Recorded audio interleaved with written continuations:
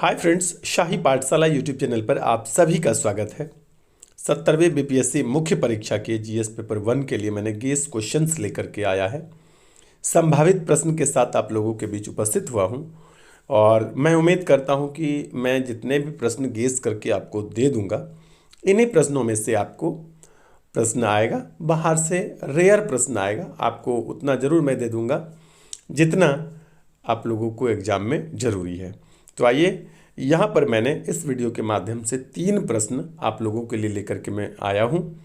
आप इन तीनों प्रश्न का उत्तर खुद से लिखने का प्रयास करें और यदि आप लिख लेते हैं तो उसको मेरे टेलीग्राम चैनल पर पोस्ट करें।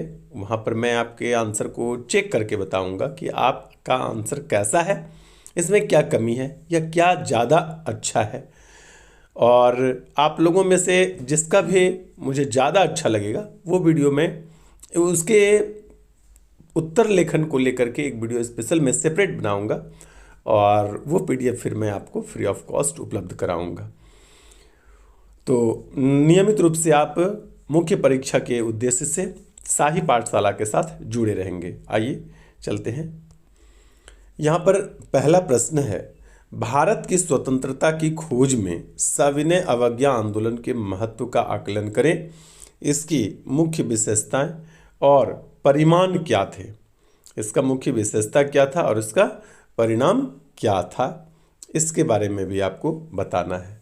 तो यहाँ पर प्रश्न को आपको समझना पड़ेगा कि प्रश्न किस प्रकार से पूछे गए हैं।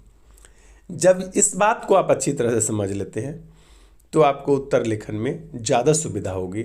और बीपीएससी का आंसर राइटिंग करने में एक बात बहुत ही इम्पोर्टेंट हो जाता है कि जो पूछा गया हो वही लिखें, जितना पूछा गया हो उतना ही लिखें।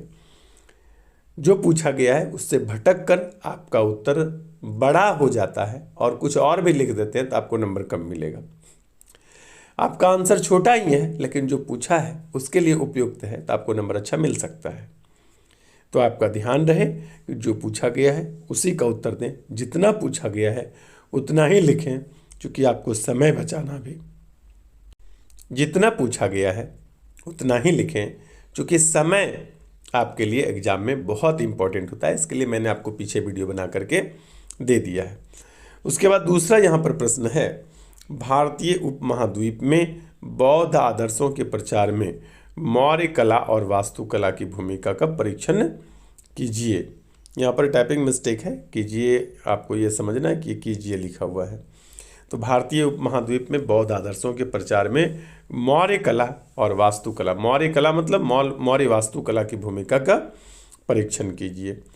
उसके बाद तीसरा प्रश्न है, गांधी जी केवल एक राजनीतिक नेता ही नहीं थे जिन्होंने जन आंदोलन आयोजित किए, बल्कि वे एक विचारक थे जिनसे आधुनिक लोकतंत्र की नींव रखी। जिसने होना चाहिए था, जिसने आधुनिक लोकतंत्र की नींव रखी। इस बात का आपको विश्लेषण करना है।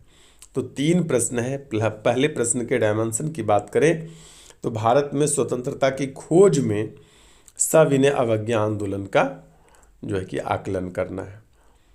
तो भारत की स्वतंत्रता की खोज में सविनय अवज्ञा आंदोलन किस प्रकार से योगदान रहा, इसके बारे में लिखना है। यानी आपको सविनय अवज्ञा आंदोलन के बारे में लिखना है।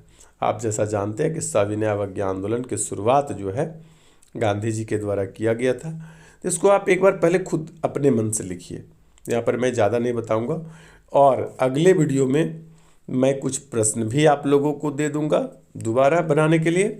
और जो आज मैंने प्रश्न दिया है इसका उत्तर लेखन कैसे सटीकता से किया जाए, इसके बारे में थोड़ी चर्चा कर लूँगा।